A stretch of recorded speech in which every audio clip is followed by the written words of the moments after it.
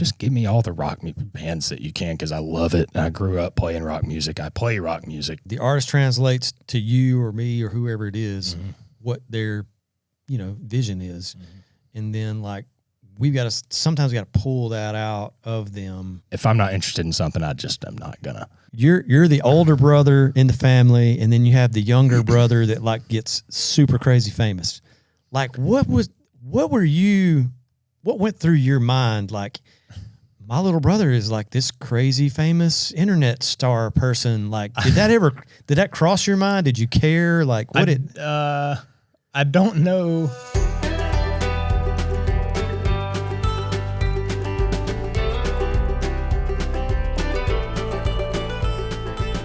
Hello, everybody. Welcome back to the Studio 101 recording podcast. Today, my guest is Mr. Ian Guthrie. Hello. Ian, thank you for being here today, man. Thanks for having me. Sincerely appreciate you coming in. Let's go ahead and get some introduction kind of on the table. Kind of tell us a little bit about where you from, where you live, where you grew up, and how you got into kind of audio engineering and producing and all that kind of stuff. Well, as he said, I'm Ian Guthrie. I work here at the studio with Brad and everybody else. Like 7 years 7 now? years, I think, now. Yeah, man, that's blowing my mind because I started adding it up the other day. I was like, geez, that's a long time. Yeah, it's a long time. But thank you for being here for that long and making this happen. Well, thanks for having me for that long. I'm from Greer, which is right down the road from here in Woodruff. Greer. Some people would say South Greer, Carolina. South Carolina. You have to live here to know, guys. Yeah. Reside in Duncan now. Started recording when I was probably 13, 14. But even before then, I've kind of was raised in recording studios. My dad is a session singer. And, Mr. David Guthrie. Yeah, Mr. David Guthrie. And so I've just kind of always been in and around studios. Which is kind of a thing like in this little pocket of the world. I have a similar story of when I was growing up, 13, 14 years, these guys would let me come hang out at their studio and like touch the equipment and that's exactly give me a key and say like, we're not doing anything, just come in and do whatever you want. Those are crazy. That's precisely how I got into it. Yeah. And what probably happened was my dad noticed an interest because I had started. I'm a drummer, and so I've played drums since I was about 3. And through that, he would put me in studios and just say, go play the drum set while I cut these vocals or something. And so through that, a man named Rusty Milner, who runs a studio in Inman, South Carolina. Guitar player for Marshall Tucker Band. Former guitar player. And various other groups. I think he played with Artemis Pile Band for a little while. And, for sure. 38 Special, I think, also. Yep.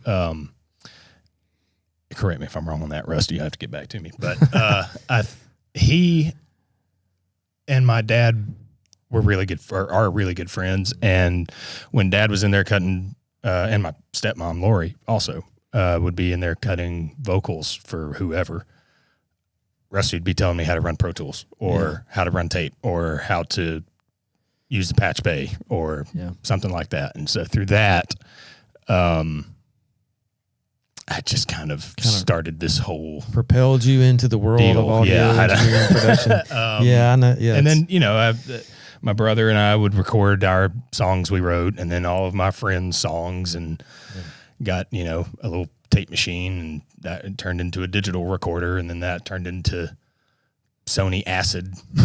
Oh my gosh! And then that turned into Pro Tools. You're taking us way back. Version like 6 or 7 or something like that. So yeah, very cool. And you ended up after you graduated high school, you ended up going on site to Full Sail. Yes, which we've sort of touched on in another episode, and we're not going to go into the pros and cons of going to the Full Sail. We don't have to do that. But Ian did the Full Sail thing, and it's an 18-month process. That one, but mine was just over 12. Yeah. Okay. So and that's I was there. I think I was there for about a year and a half though. Gotcha. In Orlando. In Winter Park, Orlando. Yeah. And it's so technically you walk away from Full Sail with a certification, or is it I have an associate's degree. Associate. Mm-hmm. Okay, got you. So they're accredited associate degree when you walk away. Yep. Got you. And before that I did like local tech schools and stuff like that. And it's just not a very great student. And all through high school I was not a great student. Mainly because I didn't care, and so when I got to, I got there's a lot of other issues too. But if I'm not interested in something, I'm not gonna. Yeah, put the time and the effort. Sure. So, went to Full Sail and graduated at the top of my class. So, that kind of back then was kind of putting my feet in the cement of this is probably where I should. Well, I love that because, it's not every scenario works for every person. And correct. Being able to choose and find the path that works for you is what I'm in favor of finding out what it is that works for you, man. It's also, I didn't have the resources people have now back then also as it pertains to information and education on recording and access to studios and all sorts of stuff like that. So very cool. Awesome. I will say the good thing about that is that I got to learn a lot of the gear that I had always wanted to use and had always literally use the gear and or like check it out of the locker and like don't use the gear that these plugins over here are based off of type stuff. And so you have that's context. That was cool doing the things I did with Rusty in that studio that also contributed to that same thing. So I feel like in a lot of ways I had a little bit of a leg up going into college, and at the same time didn't know shit about anything as I quickly learned just by being with other people and from other walks of life and things like that. So we've talked about this before, but I did the Belmont University Music Business Program thing in 1995, ladies and gentlemen, which was almost 30 years ago. And the crazy thing for me going into education for the music business, basically, I never applied to any other school, anything. I just told my parents, I was like, hey, I'm going to Belmont to do this thing. And it's called the Music Business Program. And like, I'm probably going to do audio engineering is my emphasis. What is that? Yeah. And then, we're going to college for 4 years, so, but it worked for me. And, I've made a lifetime worth of friends that, which I love that part of it was like, we have a friend group that texts all the time. We still text 30 years later and, hey, happy Father's Day, guys, and happy Easter, guys, all the stuff, which I love that part of, being there and meeting new people and networking, making lifelong friends. It's a super, super cool thing, man. And it makes a difference later in life, too, when you have, I have friends that live in Nashville. I can hey man, can we do this, that? Sure. Can you, whatever, it's super cool to be able to have those people in your back pocket, so to speak. Yeah, I agree. But, so let's talk a little bit about, you're also a live drummer. Yep. And you've been playing, you mentioned your brother Noah. Mm-hmm. So let's kind of talk about Noah and Good Trouble for a minute. What is it? I don't think I've ever posed this question to you. This is going to be great. So for those of you who don't know, Noah Guthrie is Ian's brother. If you follow rock, Americana music, if you have followed the TV show Glee, all the things, Noah kind of started on that path. I think we talked about it the other day. Almost 15 years ago, he had this crazy viral video on YouTube called it was a cover of Sexy, and I know it was kind of one of the major viral videos. The one. I think we had mentioned before that, even though was this other thing. Yeah, it wasn't on YouTube. It was just another cover song that he did of "Where the Streets Have No Name." That's right. By U2, that's right. and that was on Ellen DeGeneres' website. Yeah, she had this competition thing, and that was really the very first quote unquote viral thing. Yeah, and that happened. And then we started making YouTube videos from that, and and it was like in my opinion, that was on the very beginning fringe of the YouTube social media craze of that. I mean, we're talking way before TikTok. Yeah, probably before Vine. Maybe right at the time of Vine. This was around the time of Vine, probably. So like maybe a little before that. Yeah. But I guess so. Here's the question I was going to pose. Right. So like you're the older brother in the family, and then you have the younger brother that like gets super crazy famous. Like what went through your mind? Like my little brother is like this crazy famous internet star person. Like did that cross your mind? Did you care? Like what I don't know. Looking back, that's really tough to. I don't think I've ever been asked. That's why we're here. That necessarily.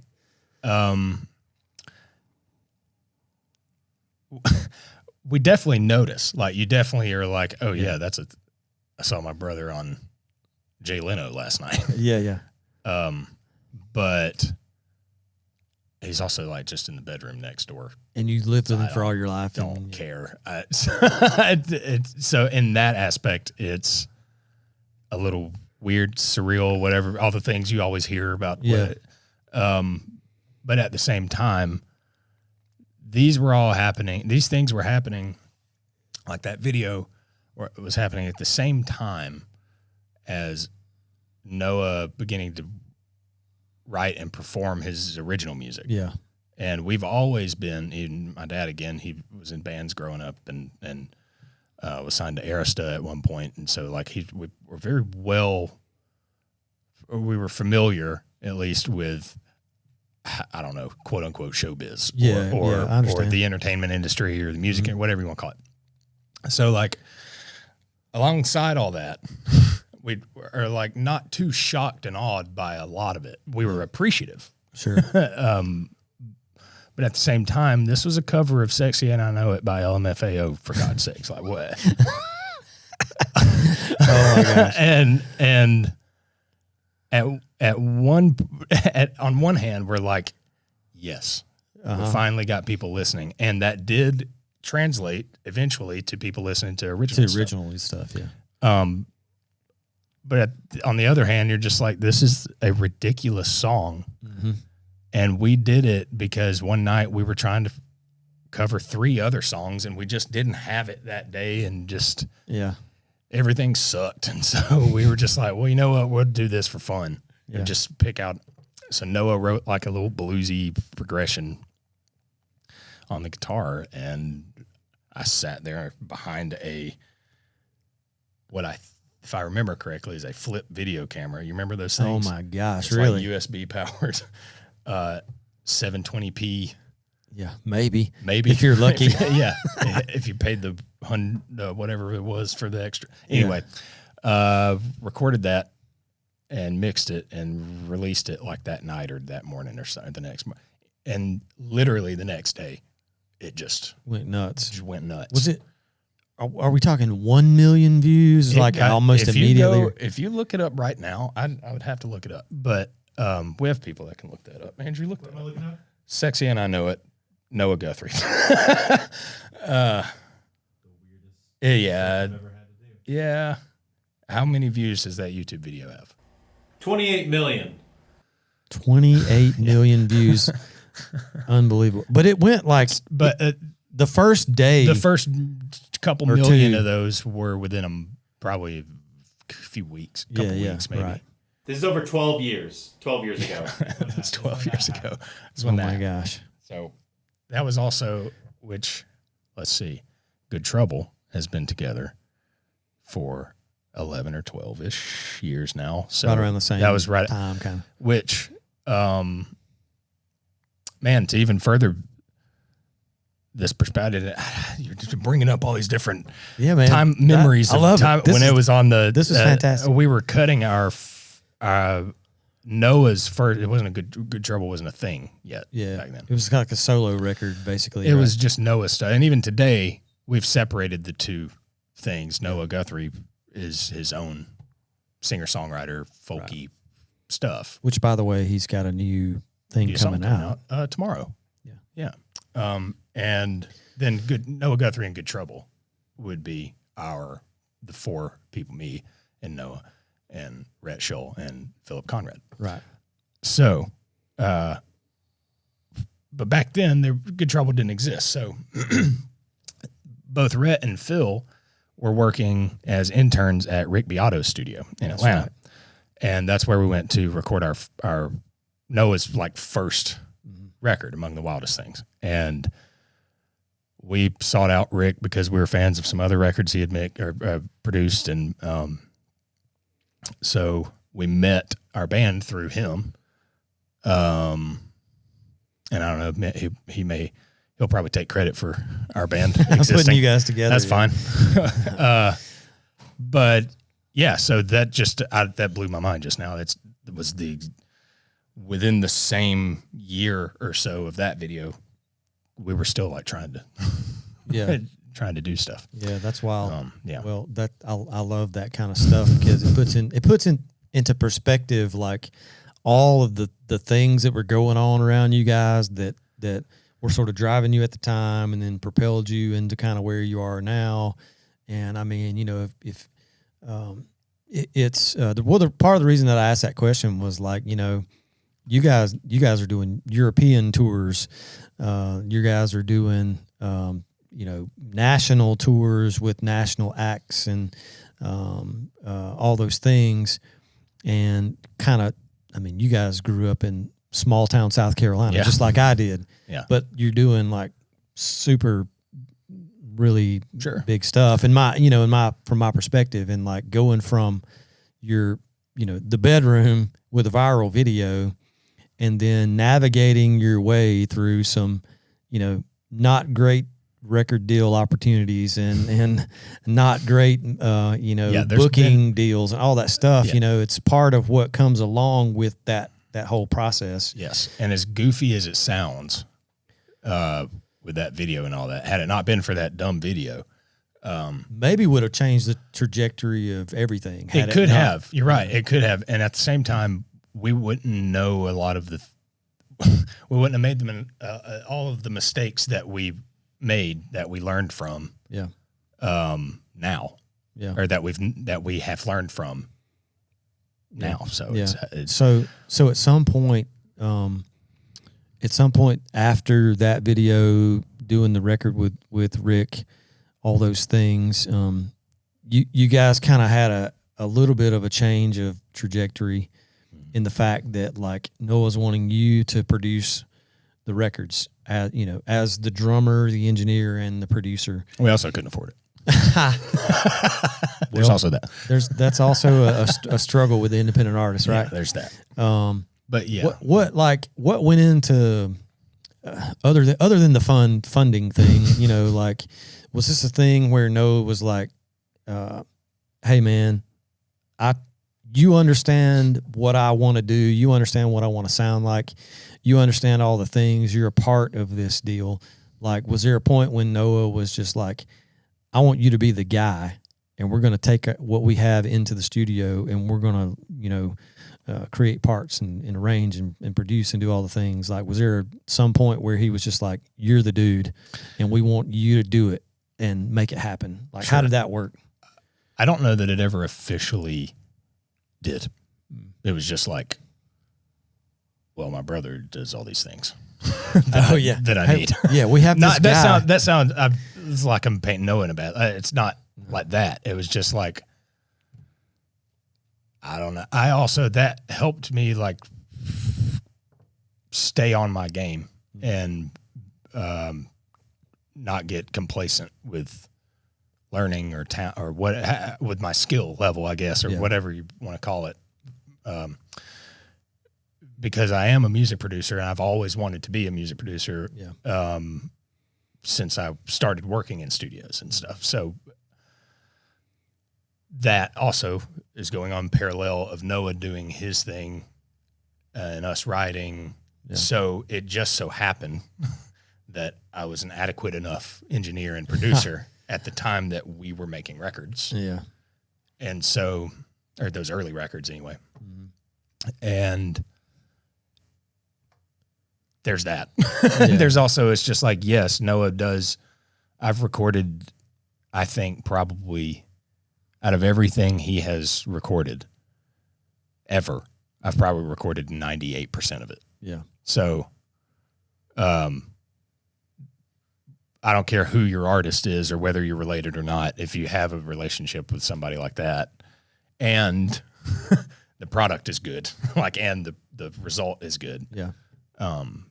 Then, you know, you maybe don't fix what ain't broken. Yeah, yeah. Kind of thing. And that's not a ego thing on my part. If Noah came to me tomorrow and was just like, hey, I have a chance to work with this guy or this person that I've always wanted to work with.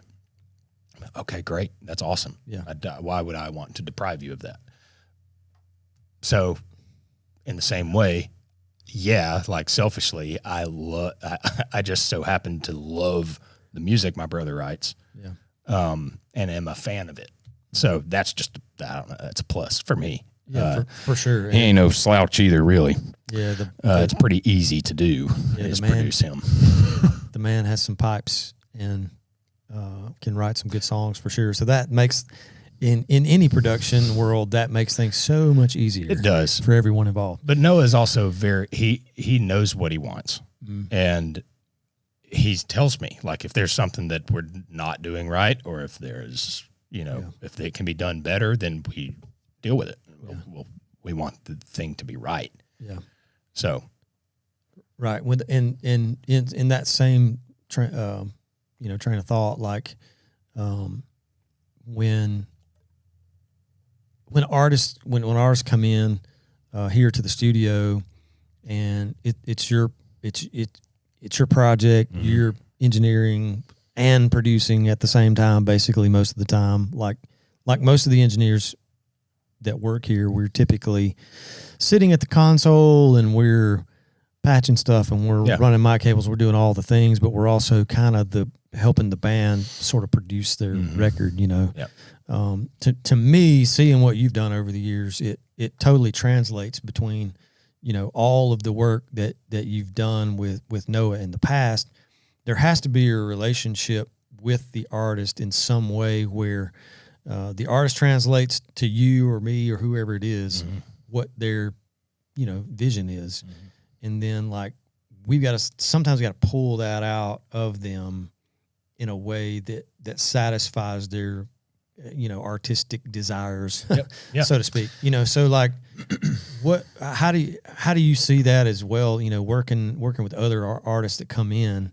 How do you work through trying to find the vision and trying to find the things that work together? Because you're exactly right. It's like, you can go to really any recording studio and hit the red button and get some stuff on tape, which is fine.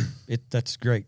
You know, if you're a commercial recording studio, that's what you're here to do. That's needed. Yeah, but sometimes there's a relationship between the engineer / producer and the artist to where something just clicks sometimes. Yeah. And then after you do the first record, you and the artist are like, yeah, this is super cool. Let's do this again, you know. And it's not necessarily about a money thing and like booking more time. It's a kind of a thing to where, like, this works right now. Let's do this on another song or another EP or whatever. Can you speak into a little bit about how you envision that when you're going into a project sometimes? So that is the way I do that is probably a lot similar to some producers and not similar at all to other producers. So I don't know.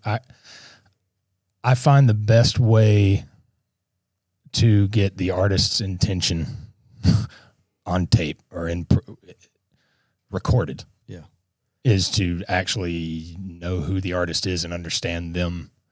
And it's maybe a heady response, but like if you don't understand subtle references in their lyrics or care to, then you don't need to be producing records, maybe. But I don't know. I guess another way of saying that is just like taking the time to get to know the person that you're working with and being vulnerable with them. And because the first thing is that artists, no matter if you're a painter or a musician or a sculptor or whatever it is, they're very self-critical usually. And it's a very vulnerable thing to share what they're doing with other people, much less someone they're paying. Yeah. Because then they have to decipher if you're bullshitting them or not. Yeah. So I do my best not to do that. And it just takes time. It's not like a here's how I can get you to trust me so that we can make a record together. That's not what I'm saying. It's like if we have to spend 2 hours in a therapy session first. Oh my gosh. That's fine. Yeah. If it means that what we do at the end of the day, you are happy with. Yeah. And not just happy with, I mean like, oh, this is as I intended. This is how I heard it in my head, or this is how I've always, whatever it is. Yeah. So that looks like a lot of different things to a lot of different people. So I can't like, that's just how I do it, which I guess is what you asked. Right. But, Yeah. But an example being, I won't name any names, but a few years ago, I started working with an artist, and he came into the studio in a terrible headspace and had some health issues going on and had some other issues outside of that going on, and was worried for whatever reason creatively about the project and like all these other things. And I'm sitting here,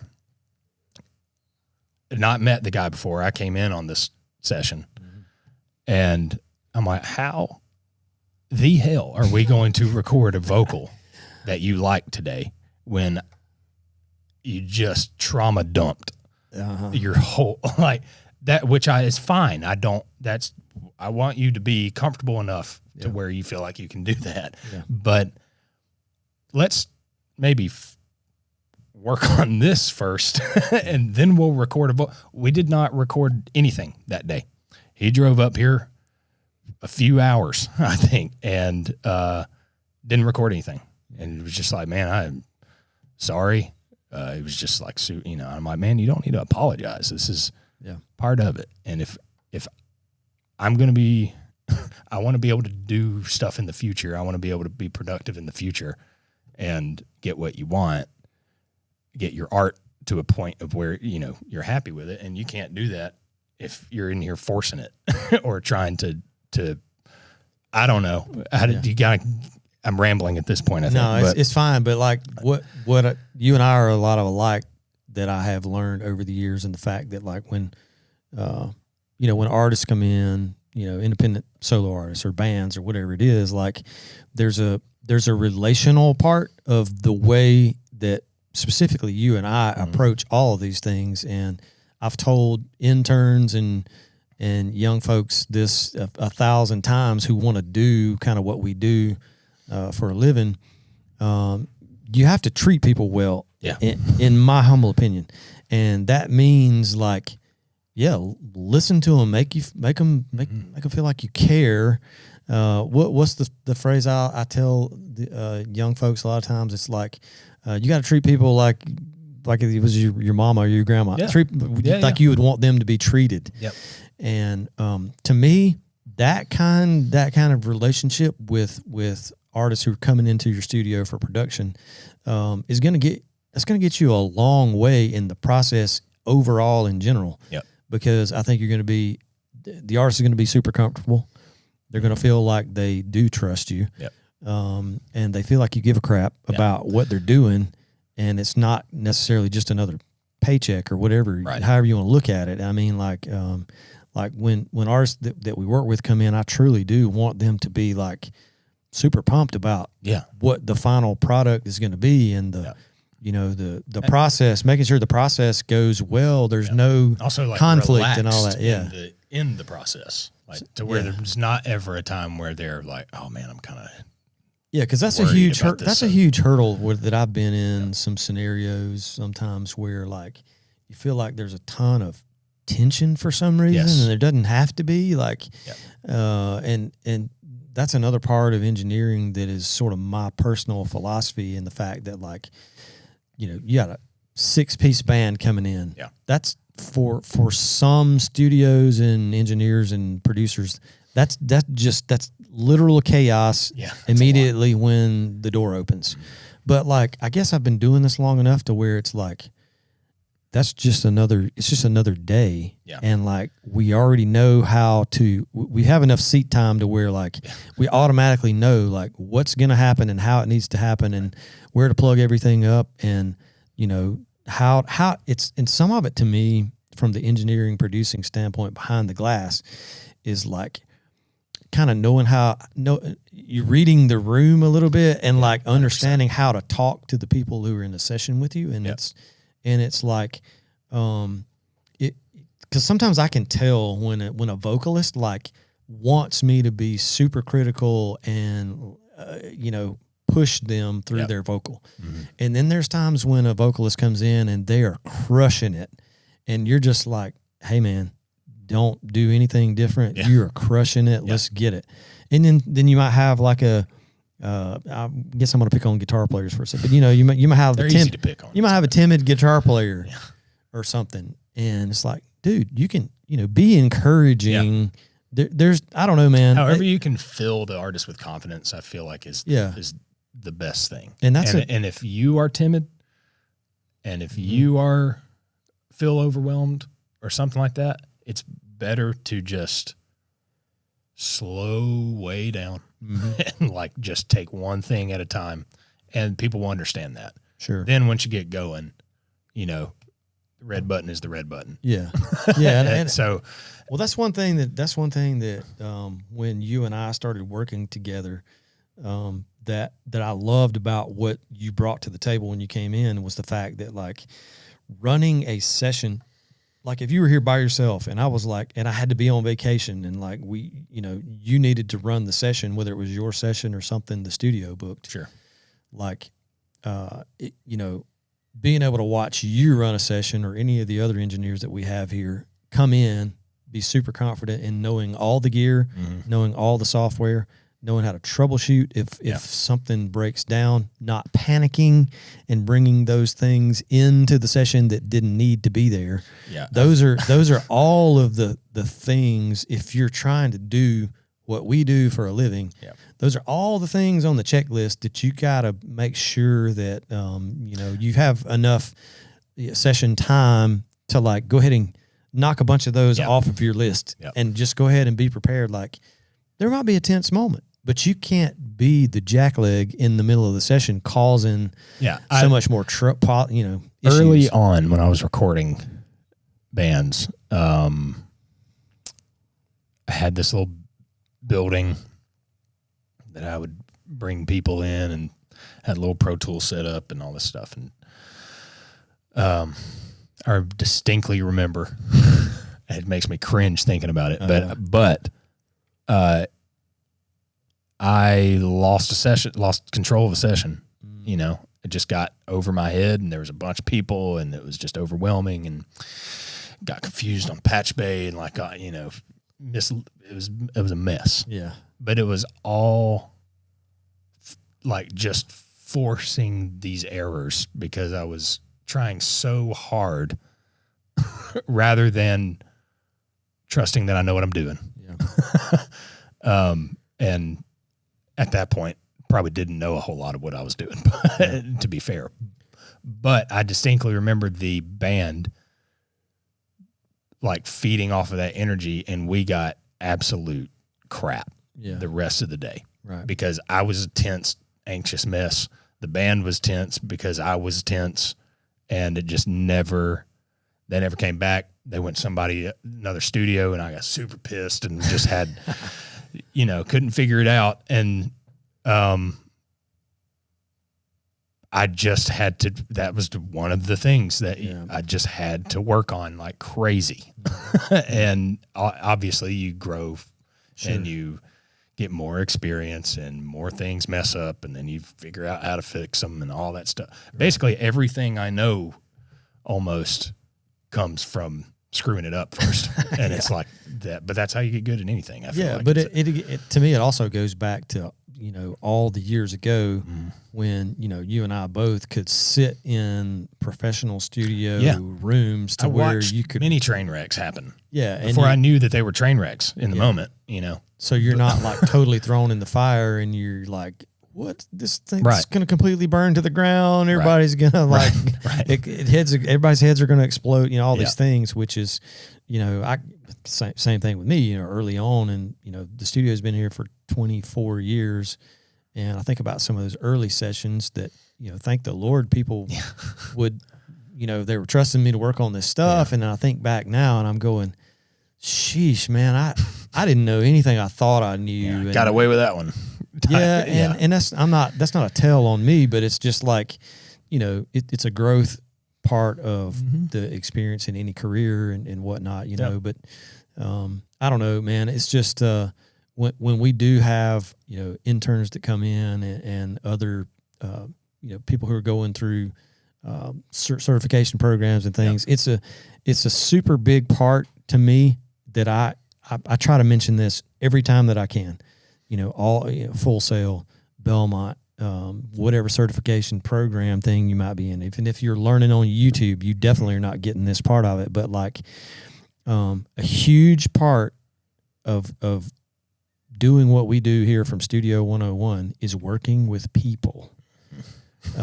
And like none of these courses or anything really give you an insight. I think it's a huge missing piece to all of the courses and the certification program, all the things is missing the piece of like helping engineers and producers to understand like there is a people portion of this job that you have to be able to figure out. And you can't just, I've been in some sessions in some places in cities to not be named where it was just the biggest ego fest in the history of mankind because Joe Blow producers won 5 Grammys, and that's amazing, and it's a huge accomplishment. Right.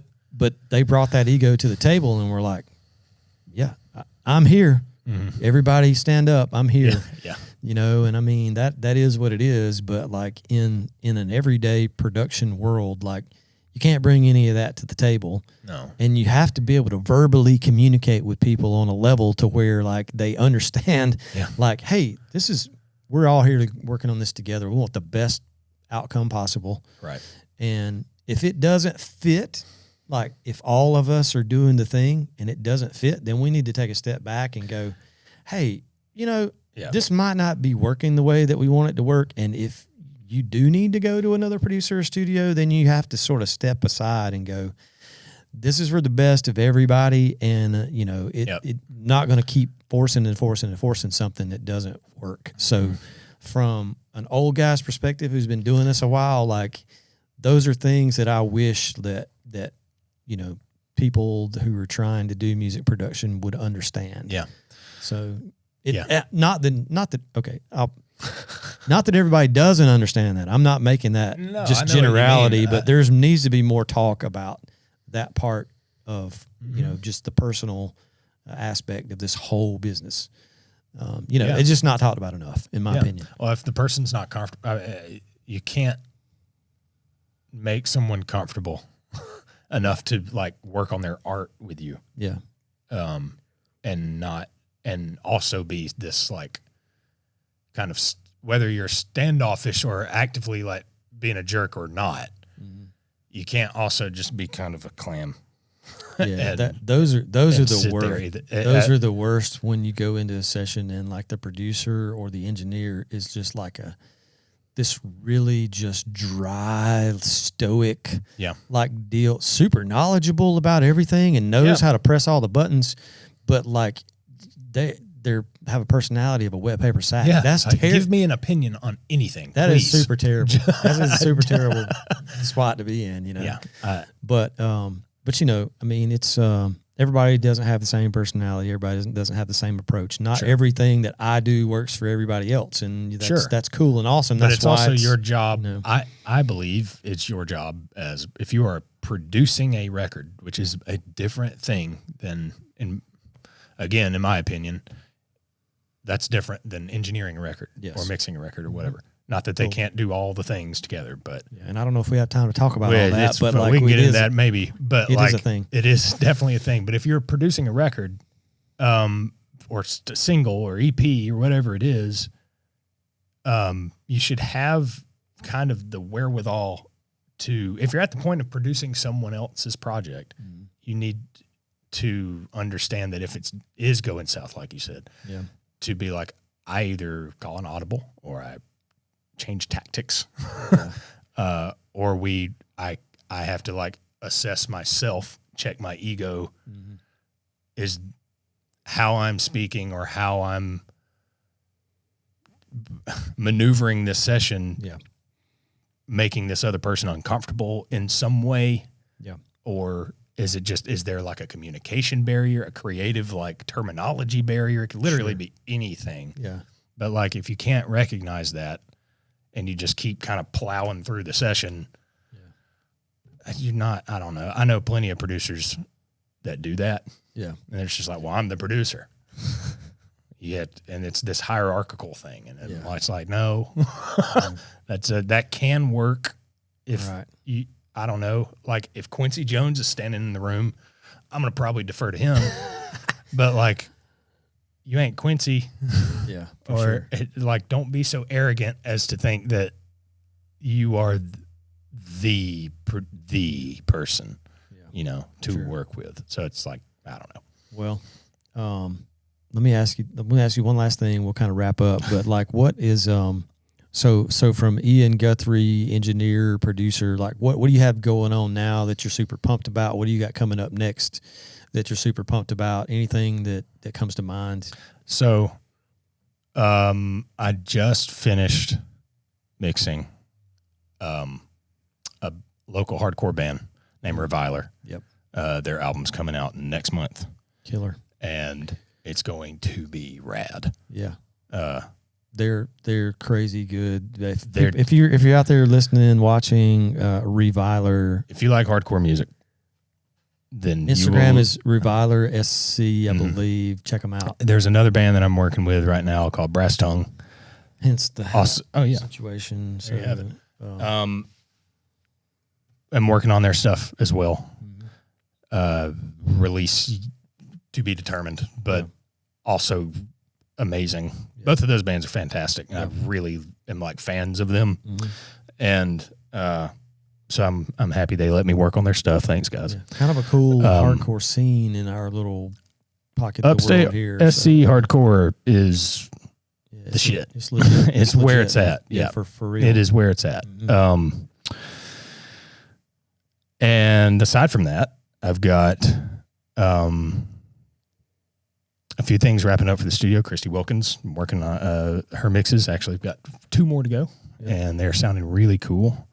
That will be my first delve into the Atmos realm. We're doing a that will be full fun. EP for Christy. And then personally, we've got Noah stuff going on. We've got some Good Trouble stuff coming up. That, man, just like a lot of golf. That's kind of what I do. I love working with rock bands. I love producing rock bands of all kinds of different rock. And that's just kind of, for a long time, I feel like I wanted to do everything, like pop and R&B and and like was like, I was kind of down on myself a little, or disappointed that I wasn't as passionate about that stuff, because I'm a big fan of that of R&B bunch of different and rap stuff, yeah. and pop and like all the stuff that I don't necessarily work on, I enjoy listening to. Yeah. Most of it.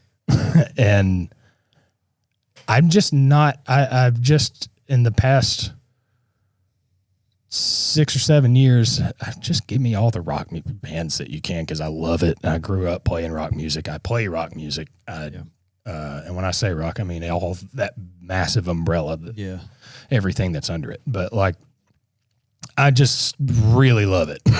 And that's all I want to do ever is produce rock bands.